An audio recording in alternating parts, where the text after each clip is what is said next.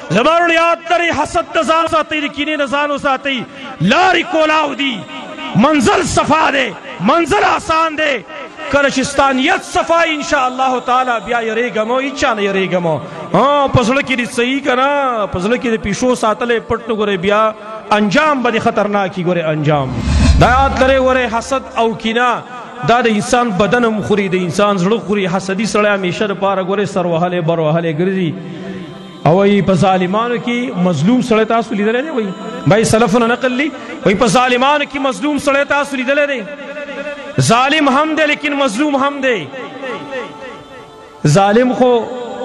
همدغه حسدي دی وایي ظالم خو په دې وجه باندې دی چې د بل چا سکینه کوي یا وایي چې دا نعمت یې دسه نه وي ظلم کوي که نه خو مظلوم ځکه دی چې د چا سکینه کوي نو چې هغه کله ترقي کوي دی دلته سوځي هغه چې ترقي کوي دی سوځي ورځ په ورځ ولي کېږي دی په ظالمانو کې مظلوم سړی حسدي زمانو دا صفت په موږ اکثرو کې موجود دی او په اکثرو خلکو کې دا شته دی شیخ الاسلام امام ابن تیمیه رحمه الله فرمایلی حسد خو په هر چا کې شته دی لکن الکریم یخفیه واللئیم یبدیه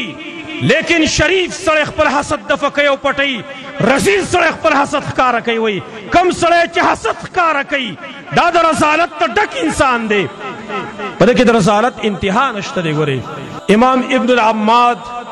خپل عظیم کتاب شذرات الذهب فی اخبار من ذهب پای کې د امام اصمعي مشهور لغت امام دی هغه فرمایي وایي رأیت شیخا بالبادیه وی زبانډو ته تللی ما یو بوډا سړی مو ولیدو قد سقط حاجباه علی عینیه چې د هغه د اوروزې چې کوم وي د اوروزې دی په دې سترګو را پرېوتلې وي د ډېر بوډاوالي د وجې نه له 120 سنه 120 سال عمر یو سل شل کاله د هغه عمر وفیه بقیة او بیا هم پکې ښه طاقت موجود و ښه طاقتور انسان و فسألته ما دې تپوس وکړو چې 120 سال چا عمري او خو پاسېدی نه شي او ته بیا هم طاقتور ښه صحتمند دا ولې وایي لا ته یې ویلو ترکت الحسد فبقي الجسد عجیب خبره ترکت الحسد فبقي الجسد کینه مې پرېښودلې ده نو ځکه مې بدن روغ دی